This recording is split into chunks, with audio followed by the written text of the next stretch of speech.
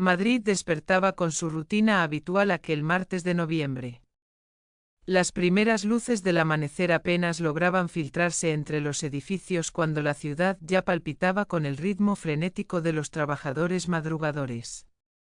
Eran las 6:47 de la mañana cuando el convoy de la línea 6 del Metro de Madrid se detuvo en la estación de Nuevos Ministerios, una parada donde convergen miles de destinos cada día.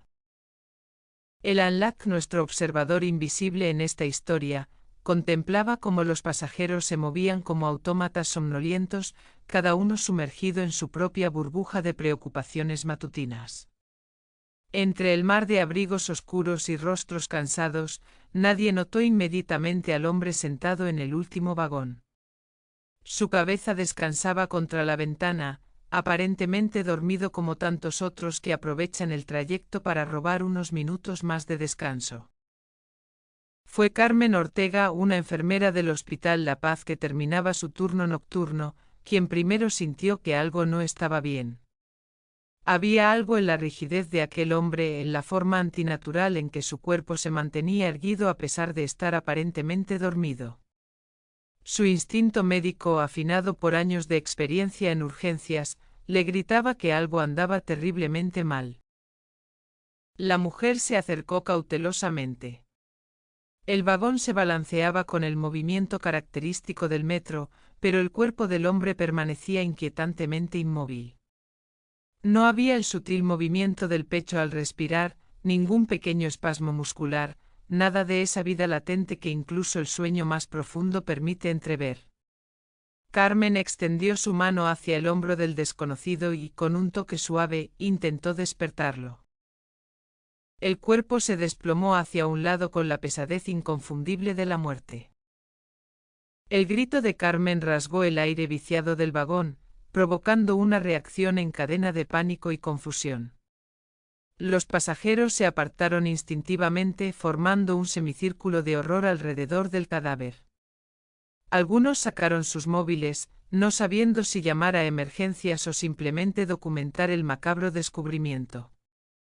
El conductor del tren, alertado por el sistema de intercomunicación, detuvo el convoy entre estaciones, convirtiendo aquel tubo metálico subterráneo en una tumba temporal.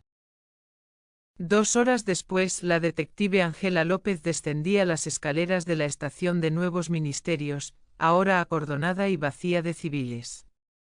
El eco de sus pasos resonaba en los pasillos desiertos, creando una sinfonía inquietante que parecía presagiar los misterios que estaban por develarse. Ángela había visto cientos de escenas del crimen en sus 15 años de carrera, pero algo en la descripción inicial de este caso había despertado su instinto más afilado. El vagón del metro permanecía exactamente donde se había detenido, iluminado ahora por los potentes focos del equipo forense. La luz artificial creaba sombras dramáticas que danzaban sobre las superficies metálicas, dando al lugar un aspecto aún más siniestro. Ángela se acercó al perímetro donde ya trabajaba su compañera, la doctora Sofía Camacho. Sofía estaba arrodillada junto al cuerpo, su bata blanca inmaculada contrastando con el gris industrial del vagón. Sus manos, cubiertas con guantes de látex, se movían con la precisión de un cirujano mientras examinaba preliminarmente el cadáver. La forense había desarrollado un sexto sentido para las anomalías, y este caso prácticamente gritaba irregularidades desde cada ángulo. ¿Qué tenemos?, preguntó Ángela, sacando su libreta. Sofía no levantó la vista de su trabajo mientras respondía con su característica precisión clínica. Varón, aproximadamente 45 años, sin identificación visible. Pero Ángela, esto no tiene sentido. La detective se acercó más, estudiando el rostro del muerto. Era un hombre común, de esos que pasan desapercibidos en la multitud. Vestía un traje gris de oficina, ligeramente arrugado pero limpio. Sus zapatos mostraban el desgaste típico de quien camina mucho por la ciudad. Todo en él gritaba normalidad, excepto por el hecho de estar muerto en circunstancias que desafiaban toda lógica. Sofía continuó su examen preliminar, utilizando un termómetro digital especializado para medir la temperatura corporal. Los números que aparecieron en la pantalla la hicieron fruncir el ceño profundamente. Tomó la medición 3 veces más, cada vez con mayor incredulidad. La temperatura corporal indicaba que el hombre había muerto hacía al menos 12 horas, pero había múltiples testigos que juraban haberlo visto subir al metro en la estación de Moncloa apenas 40 minutos antes del descubrimiento del cuerpo. La imposibilidad temporal era solo el comienzo del rompecabezas. Ángela salió del vagón para reunirse con el inspector Ramírez del equipo de seguridad del Metro de Madrid. El hombre de unos 50 años y con esa expresión perpetuamente cansada de quien ha visto demasiado en su trabajo, la esperaba en la sala de control de la estación. Las paredes estaban cubiertas de monitores que mostraban cada ángulo de las plataformas y pasillos. El inspector manipulaba nerviosamente una memoria USB mientras explicaba la situación. Su voz temblaba ligeramente, no por miedo sino por la absoluta perplejidad de lo que había descubierto.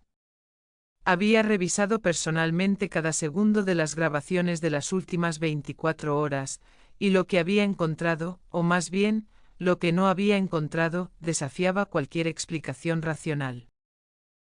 Las cámaras de seguridad del Metro de Madrid formaban una red casi impenetrable. Cada estación tenía un mínimo de 20 cámaras, cubriendo todos los ángulos posibles. Era virtualmente imposible moverse por el sistema sin ser captado por al menos media docena de dispositivos de grabación. Sin embargo, el hombre muerto no aparecía en ninguna de ellas. Ángela observó las grabaciones con creciente desconcierto. En el timestamp de las 6:15, cuando supuestamente el hombre había abordado en Moncloa, las cámaras mostraban el flujo normal de pasajeros. Podía ver claramente a Carmen Ortega, la enfermera que descubriría el cuerpo, subiendo al tren. Podía identificar a cada uno de los otros 17 pasajeros que los testigos mencionaron. Pero del hombre del traje gris, ni rastro. Era como si hubiera materializado dentro del vagón de la nada. El inspector Ramírez había ido más allá en su búsqueda.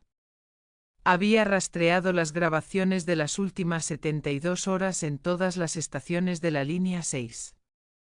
Había utilizado software de reconocimiento facial, había ampliado cada fotograma, había revisado incluso las cámaras de las estaciones adyacentes. El resultado era siempre el mismo: el hombre simplemente no existía en ningún registro visual. Mientras Ángela procesaba esta información imposible, su teléfono vibró. Era un mensaje de Sofía desde el laboratorio móvil que habían instalado en el andén. El texto era breve pero cargado de implicaciones: necesitas ver esto. Ahora. El laboratorio móvil era un prodigio de tecnología forense comprimida en un espacio del tamaño de una ambulancia. Sofía había trasladado el cuerpo allí para realizar un examen más detallado mientras esperaban la orden judicial para el traslado al Instituto Anatómico Forense. La doctora estaba inclinada sobre un microscopio de alta resolución cuando Ángela entró. Sofía había extraído muestras de sangre del cadáver, un procedimiento rutinario que había arrojado resultados absolutamente fuera de lo común. En la pantalla conectada al microscopio, Ángela pudo ver algo que su mente luchaba por procesar. Los glóbulos rojos, normalmente discos flexibles que fluyen libremente, aparecían deformados, con estructuras cristalinas creciendo desde su interior como flores de hielo microscópicas. La forense explicó sus hallazgos con una mezcla de fascinación científica y profunda preocupación. Había descubierto trazas de un compuesto químico completamente desconocido en el torrente sanguíneo del muerto. Esta sustancia tenía propiedades que parecían sacadas de la ciencia ficción. Podía reducir la temperatura de la sangre hasta casi el punto de congelación sin formar cristales de hielo que dañaran los tejidos, manteniendo las células en un estado de suspensión animada. Pero lo más perturbador era el mecanismo de reversión.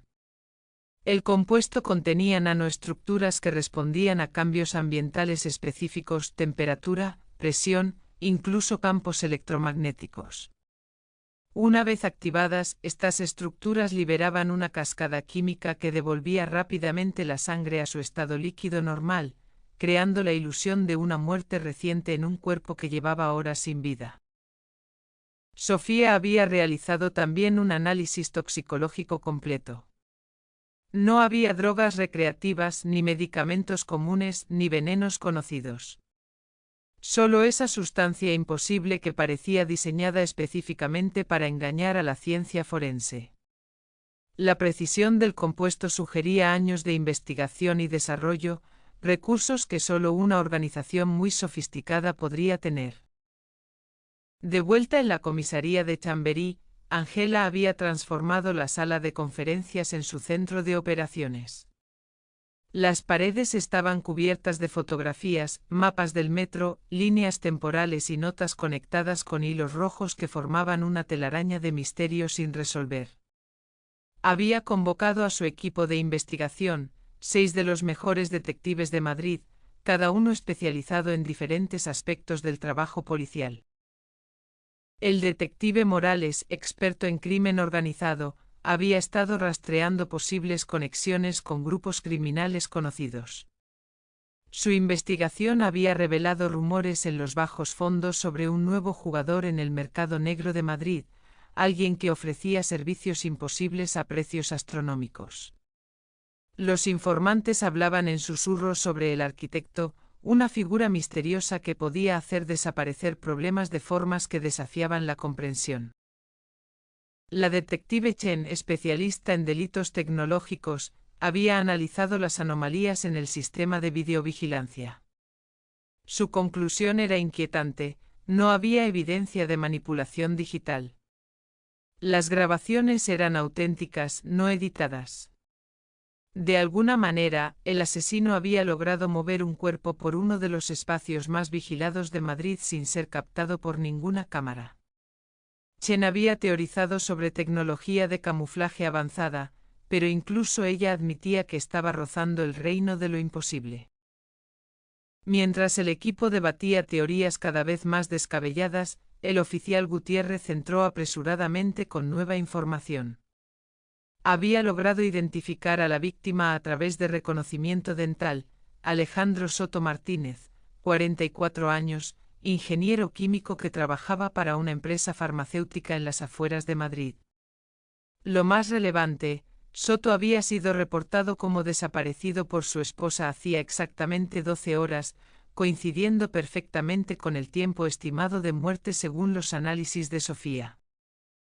El apartamento de Alejandro Soto en el barrio de Salamanca contaba una historia de dualidad.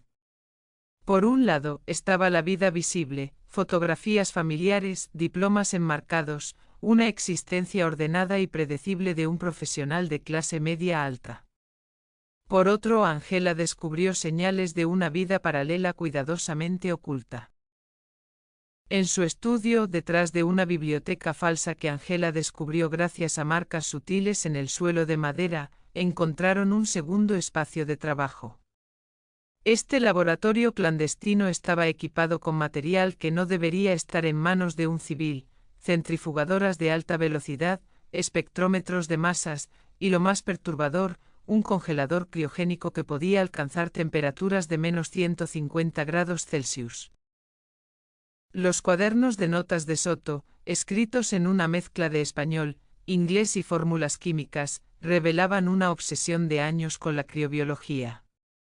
Había estado desarrollando un método para preservar tejido humano vivo en estado de suspensión, superando el problema de la formación de cristales de hielo que había plagado la criogenia desde sus inicios. Sus últimas entradas, fechadas apenas una semana antes de su muerte, sugerían que había logrado un avance significativo. Pero lo más revelador fue un contrato encontrado en una caja fuerte oculta. Era un acuerdo con una empresa llamada Cronos Industries, registrada en las Islas Caimán.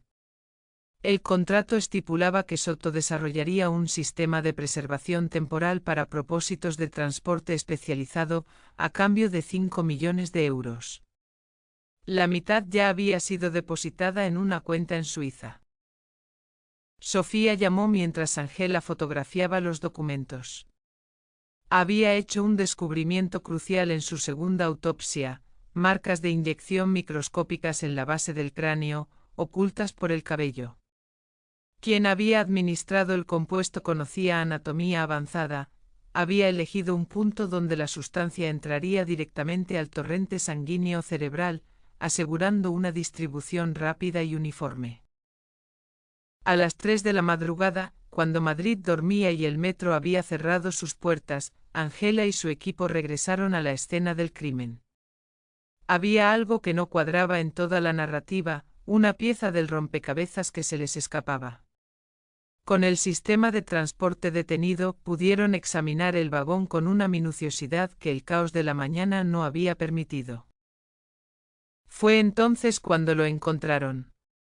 Grabado con láser en el metal del asiento donde había sido encontrado Soto, invisible a simple vista pero revelado por la luz ultravioleta que el equipo forense utilizaba para buscar fluidos corporales. Era un mensaje en código binario que, una vez traducido, decía: el primero de muchos. El tiempo no es lineal. El mensaje los llevó a revisar los archivos de personas desaparecidas de los últimos 6 meses con un nuevo enfoque. Buscaban patrones que antes habrían parecido inconexos, personas con conocimientos especializados en química, física o biología que hubieran desaparecido sin dejar rastro. Los resultados fueron alarmantes. 17 casos en Madrid y alrededores que cumplían el perfil.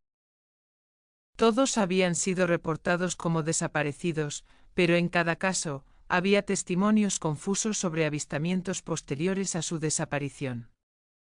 Un profesor de física cuántica visto en el Retiro 3 días después de desaparecer. Una biotecnóloga captada por una cámara de tráfico una semana después de que su familia la reportara como desaparecida. Avistamientos que la policía había descartado como errores de identificación. Angela comenzaba a ver un patrón aterrador. No estaban ante un simple asesinato, sino ante algo mucho más grande y siniestro. Alguien estaba recolectando científicos, usándolos para desarrollar tecnología imposible, y luego descartándolos de formas que desafiaban las leyes de la física y la lógica forense. La investigación tomó un giro cuando interceptaron una comunicación encriptada en la Dark Web. El detective Chen había estado monitoreando canales conocidos del mercado negro cuando captó una conversación sobre un paquete que sería entregado en el tiempo acordado. Lo que llamó su atención fue el uso de terminología similar a la encontrada en las notas de Soto. El mensaje llevó al equipo a una bodega abandonada en el polígono industrial de Getafe. El lugar parecía desierto desde hacía años, con ventanas rotas y paredes cubiertas de grafiti. Pero Angela había aprendido a no confiar en las apariencias en este caso. Ordenó un acercamiento cauteloso con equipos de apoyo táctico en espera. El interior de la bodega contradecía completamente su fachada ruinosa. Detrás de una pared falsa, descubrieron una instalación de alta tecnología. Servidores informáticos zumbaban en habitaciones climatizadas, monitores mostraban datos en tiempo real de localizaciones por todo Madrid, y en el centro, una serie de cápsulas criogénicas que parecían sacadas de una película de ciencia ficción. 3 de las cápsulas estaban ocupadas. Sofía trabajó frenéticamente para entender el sistema sin dañar a los ocupantes. Las lecturas mostraban signos vitales imposibles, los cuerpos estaban técnicamente muertos según todos los parámetros médicos convencionales, pero algún tipo de actividad celular persistía a nivel cuántico. Era como si hubieran encontrado una forma de pausar la muerte misma. Los ocupantes fueron identificados rápidamente, los 3 científicos desaparecidos más recientes de la lista. Cada uno había sido reportado como desaparecido en las últimas 2 semanas. Sofía comenzó el delicado proceso de reversión, utilizando la información de las notas de Soto para contrarrestar el efecto del compuesto criogénico. El primero en despertar fue el doctor Eduardo Vega, un neurocirujano del Hospital 12 de Octubre. Sus primeros momentos de consciencia fueron de pura confusión y terror. No recordaba cómo había llegado allí, solo fragmentos, una reunión que no había solicitado, una bebida que sabía extraña, y luego, nada. Mientras Sofía atendía médicamente a los rescatados, Ángela los interrogaba cuidadosamente. Cada uno contaba una historia similar pero con variaciones reveladoras. Habían sido contactados por alguien que conocía sus investigaciones más secretas, alguien que les ofreció recursos ilimitados para continuar su trabajo. Cuando rechazaron la oferta o quisieron retractarse, fueron drogados y secuestrados. Pero lo más perturbador era lo que recordaban durante su estado de suspensión. No era un vacío completo como se esperaría. Describían una sensación de estar atrapados entre momentos, conscientes pero incapaces de actuar, como si existieran fuera del flujo normal del tiempo. Uno de ellos, la doctora Patricia Ruiz, especialista en física teórica, balbuceaba sobre pliegues temporales y transporte no lineal de materia. Los servidores de la instalación contenían terabytes de datos. Proyectos que parecían sacados de la literatura de ciencia ficción, investigación sobre teletransportación cuántica de organismos vivos, manipulación temporal localizada, preservación indefinida de consciencia. Y en el centro de todo, referencias constantes al proyecto Cronos y su objetivo final, crear una red de transporte que moviera no solo personas a través del espacio, sino a través del tiempo mismo. Las pistas de la bodega llevaron a Ángela a una torre de oficinas en el distrito financiero de Azca. En el papel, el edificio albergaba empresas consultoras y firmas de inversión perfectamente legales. Pero el piso 47, registrado a nombre de una empresa fantasma con conexiones con Cronos Industries, contaba una historia diferente. Obtener una orden de registro había sido complicado. Los abogados de las empresas del edificio habían puesto todos los obstáculos legales posibles. Pero el testimonio de los científicos rescatados y la evidencia forense de Sofía habían sido suficientes para convencer a un juez. A las 6 de la mañana del tercer día de investigación, Ángela lideraba un equipo de asalto hacia el piso 47. Lo que encontraron superó sus peores expectativas. El piso entero había sido convertido en un centro de comando. Mapas holográficos de Madrid flotaban en el aire, mostrando rutas de metro, patrones de tráfico, ubicaciones marcadas con códigos que Ángela comenzaba a reconocer de la investigación.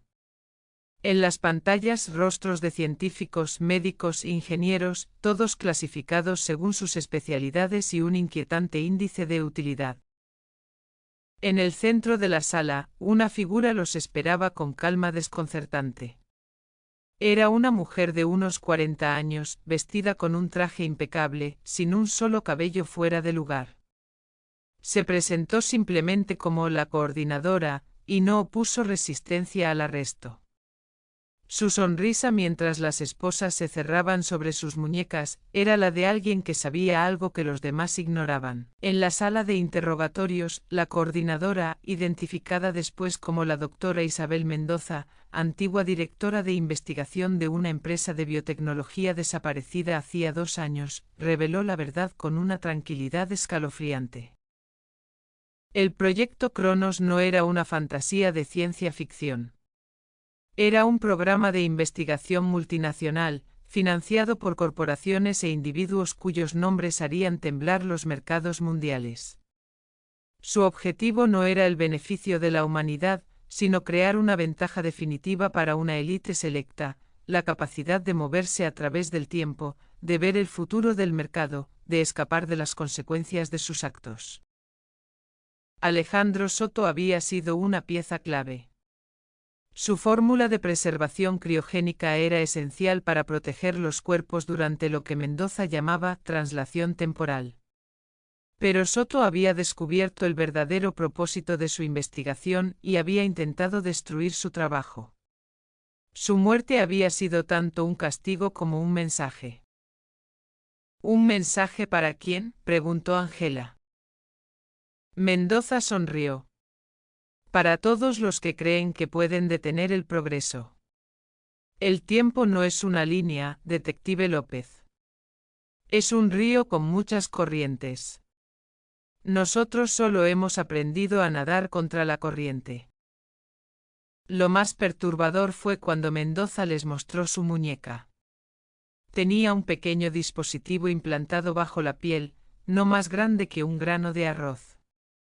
Mientras lo observaban, el dispositivo comenzó a brillar con una luz azulada. Mendoza cerró los ojos y murmuró: protocolo Omega activado. Lo que sucedió después desafió toda explicación racional. Sofía, que había estado observando desde detrás del espejo unidireccional, fue la primera en notarlo. Los instrumentos de su laboratorio móvil, conectados para monitorear cualquier anomalía, comenzaron a enloquecer. Detectaban fluctuaciones en el campo electromagnético local que no deberían ser posibles. Mendoza comenzó a convulsionar, pero no de forma médicamente normal. Su cuerpo parecía vibrar entre estados, como si existiera en múltiples realidades simultáneamente. Ángela intentó sujetarla, pero era como tratar de agarrar agua. Por momentos Mendoza parecía sólida, por otros, translúcida, como un holograma defectuoso. Sofía irrumpió en la sala con un detector de radiación.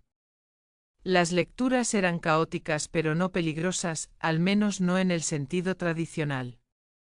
Lo que detectaba era algo que los libros de física decían que era imposible: partículas moviéndose hacia atrás en el tiempo, creando paradojas cuánticas localizadas que el universo luchaba por resolver.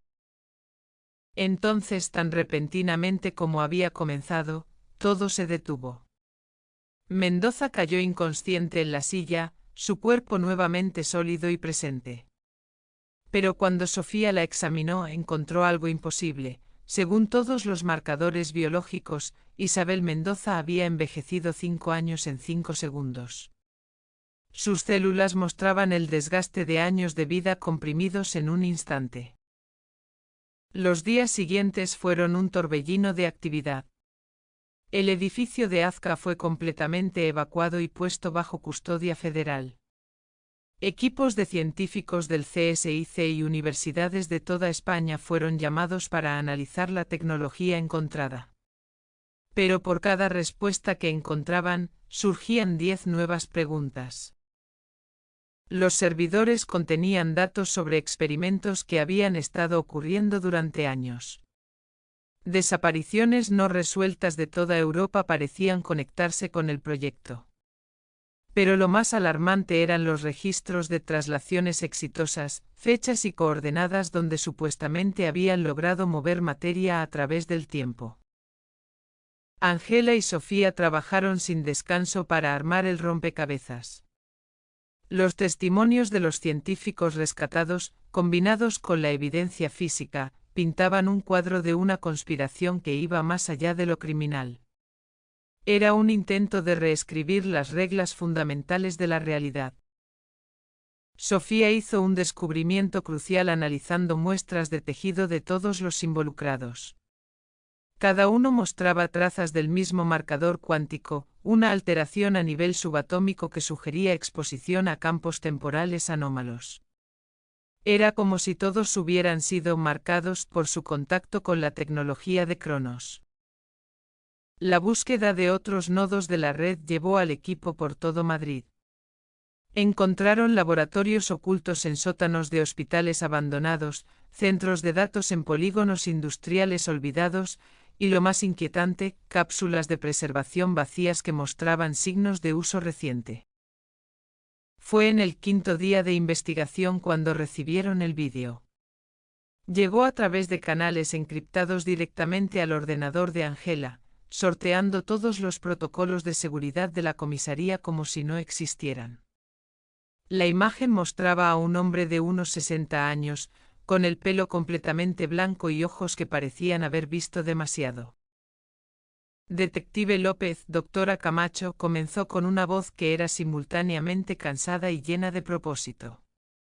Soy el que sus archivos llaman el arquitecto.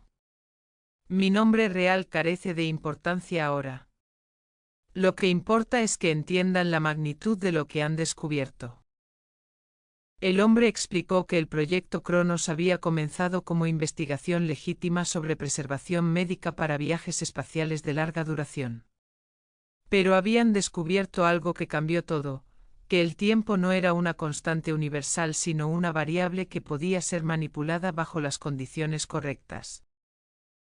Alejandro Soto fue un genio, continuó el arquitecto.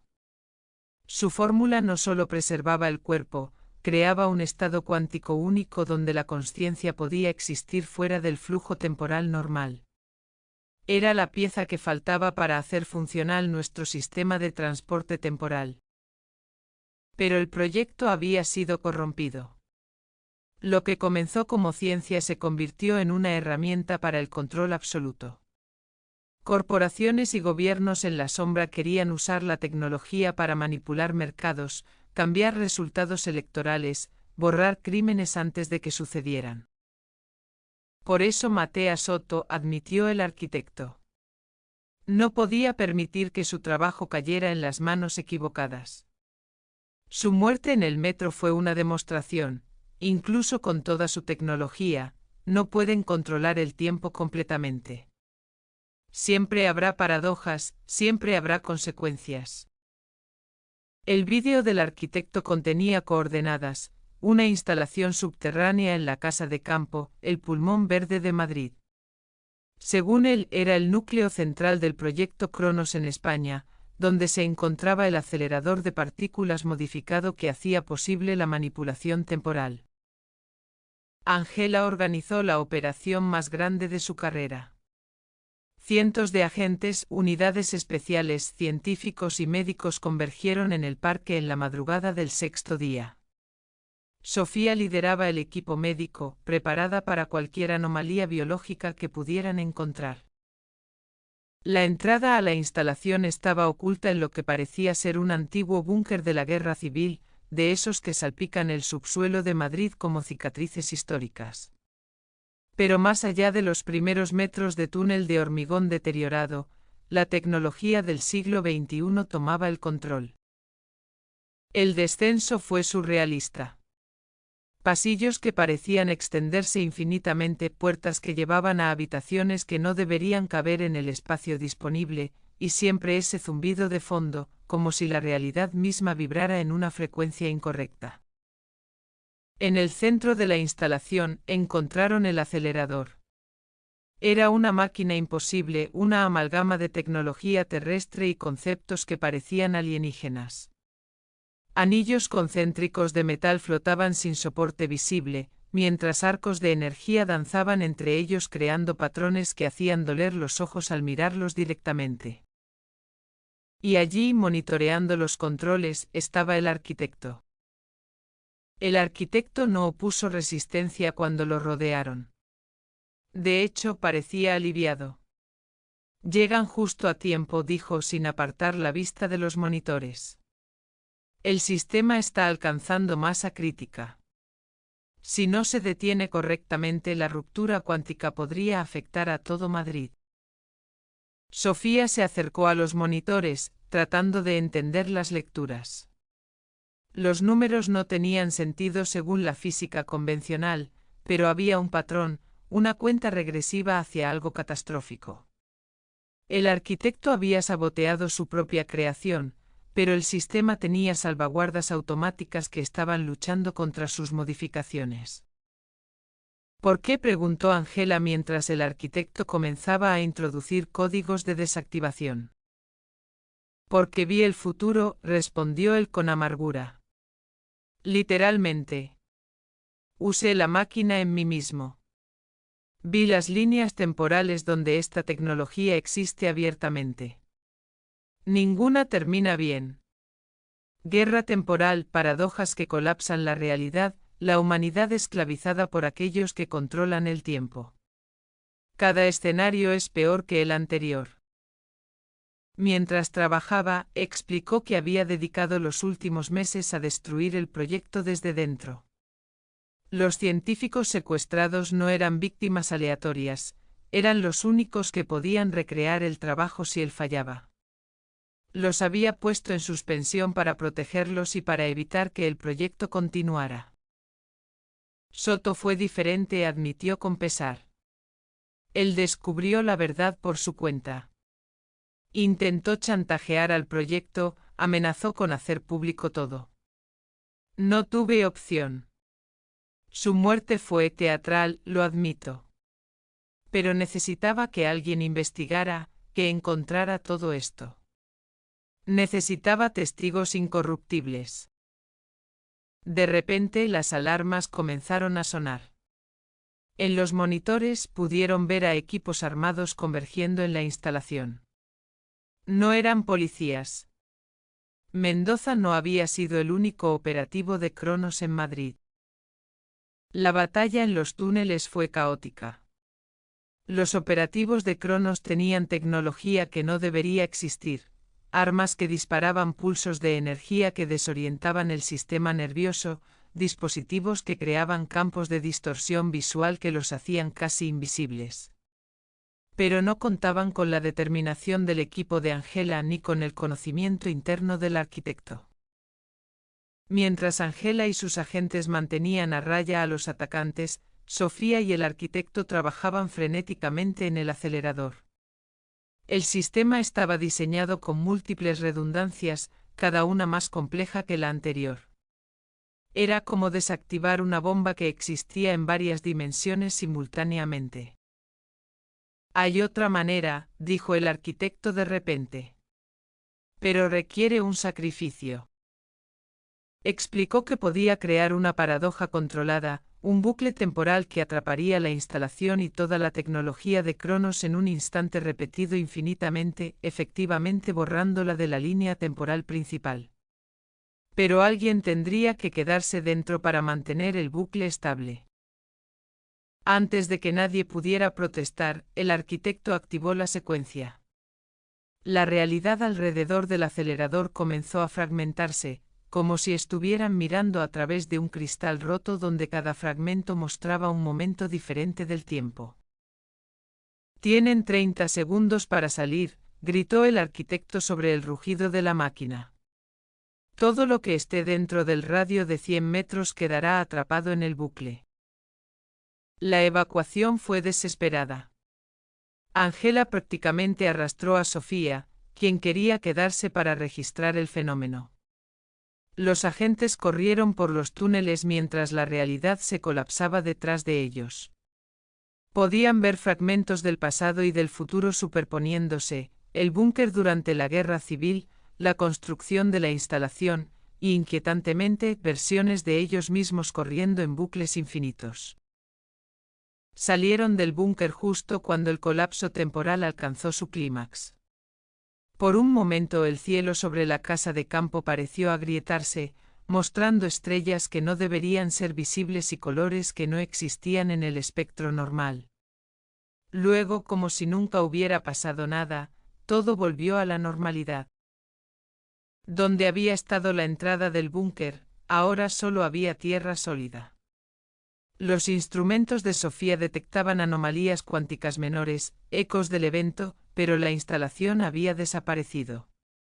Más inquietante aún, cuando revisaron los registros oficiales, el búnker nunca había existido. Las fotografías históricas que Angela recordaba haber visto mostraban solo bosque intacto. Los días siguientes fueron seriales. Los operativos de Cronos capturados no recordaban nada sobre el proyecto. Sus mentes mostraban lagunas perfectas donde deberían estar los recuerdos relacionados con la manipulación temporal. Incluso Mendoza, cuando despertó del coma inducido por su colapso cuántico, parecía genuinamente confundida sobre por qué estaba arrestada. Solo Angela, Sofía y un puñado de agentes que habían estado en el centro del evento conservaban recuerdos completos. Los científicos rescatados recordaban su secuestro pero no los detalles técnicos del proyecto. Era como si la paradoja creada por el arquitecto hubiera borrado selectivamente el conocimiento peligroso de la existencia. Un mes después del incidente, Angela y Sofía se reunieron en un café cerca del Retiro. Oficialmente el caso había sido cerrado como una operación de secuestro y experimentación ilegal con drogas experimentales. Los aspectos más extraordinarios habían sido clasificados en niveles que ninguna de las dos sabía que existían. Sofía había estado estudiando las muestras de sangre que había conservado de Soto. Sin el contexto del proyecto completo, la fórmula era imposible de reproducir. Era como tener palabras sueltas de un idioma sin conocer la gramática. Pero había algo más que la inquietaba. «Mira esto», dijo mostrándole a Angela unos resultados en su tablet. «He estado monitoreando a todos los que tuvimos contacto directo con la tecnología. Todos mostramos los mismos marcadores cuánticos, pero están evolucionando». Los datos mostraban que sus células habían sido alteradas sutilmente a nivel subatómico. No era peligroso, según los análisis de Sofía, pero era permanente. Era como si hubieran sido marcados por su exposición al tiempo no lineal. «¿Qué significa?», preguntó Angela. Sofía dudó antes de responder. «Creo que somos resistentes a futuras manipulaciones temporales. Como si nuestros cuerpos hubieran desarrollado anticuerpos contra las paradojas. Es fascinante desde un punto de vista científico, pero también aterrador», completó Angela. «Significa que esperan que esto vuelva a suceder». Esa noche Angela recibió un paquete en su apartamento. No tenía remitente y no había sido captado por las cámaras de seguridad del edificio. Dentro había una sola fotografía, ella y Sofía en el café esa tarde, tomada desde un ángulo imposible, con una fecha impresa al reverso. La fecha era de 5 años en el futuro. La fotografía cambió todo. Angela y Sofía se convirtieron en cazadoras no oficiales de anomalías temporales. Cada caso extraño que llegaba a la policía de Madrid era filtrado a través de ellas. La mayoría eran coincidencias o malentendidos, pero ocasionalmente encontraban algo, una persona que aparecía en 2 lugares al mismo tiempo, objetos que envejecían décadas en segundos, mensajes que llegaban antes de ser enviados. Madrid había sido marcada por los eventos del proyecto Cronos. La ciudad existía en una especie de punto débil en el tejido del espacio-tiempo, más vulnerable a las fracturas y paradojas. Y Angela y Sofía eran sus guardianas no oficiales. Una noche, 6 meses después del incidente original, recibieron una llamada. Otro cuerpo imposible había sido encontrado, esta vez en el Palacio Real. La víctima era una mujer que, según todos los registros, había muerto hacía 10 años. Pero su cuerpo mostraba signos de muerte reciente, y llevaba tecnología que no se inventaría hasta dentro de una década. Mientras se dirigían a la escena, Sofía miró a Angela. ¿Alguna vez te preguntas si el arquitecto realmente detuvo el proyecto, o si solo lo retrasó? Angela no respondió. No necesitaba hacerlo. Ambas sabían que el tiempo, una vez fracturado, nunca vuelve a ser el mismo. Y en algún lugar, en algún momento, alguien más estaba aprendiendo a navegar por esas fracturas. Epílogo: las voces del tiempo. El ANLAC observa cómo Angela y Sofía entran al Palacio Real, sus siluetas perdiéndose en la noche madrileña. Son 2 voces contra el crimen imposible, 2 mentes racionales enfrentando lo irracional, 2 almas marcadas por el tiempo no lineal que ahora sirven como centinelas contra lo imposible. En los túneles del metro de Madrid, los trenes siguen su rutina diaria. Miles de personas viajan cada día por el mismo vagón donde Alejandro Soto fue encontrado, sin saber que pasan por un punto donde la realidad fue rasgada y remendada. Ocasionalmente algunos pasajeros sensibles sienten un escalofrío inexplicable, o juran ver por el rabillo del ojo a alguien que no debería estar allí. Los archivos del caso están sellados en los niveles más profundos de clasificación gubernamental. Oficialmente el proyecto Cronos nunca existió. El arquitecto es solo una leyenda urbana. La manipulación temporal es ciencia ficción. Pero Angela y Sofía saben la verdad. Saben que el tiempo no es una línea recta sino un río con corrientes y remolinos, y que algunos han aprendido a nadar contra la corriente. La ciudad duerme, ignorante de los peligros que la acechan desde las fracturas del tiempo. Pero mientras Angela López y Sofía Camacho vigilen, mientras las voces del crimen imposible tengan quien las escuche, Madrid estará protegida. Porque ahora saben que el crimen no solo viola las leyes del hombre, sino que algunos criminales se atreven a violar las leyes del universo mismo. Y en algún lugar, en algún momento el arquitecto sigue atrapado en su bucle infinito, guardián eterno de un conocimiento demasiado peligroso para existir, repitiendo el mismo momento una y otra vez. Su sacrificio la única barrera entre nuestro mundo y el caos temporal absoluto. El metro de Madrid sigue funcionando.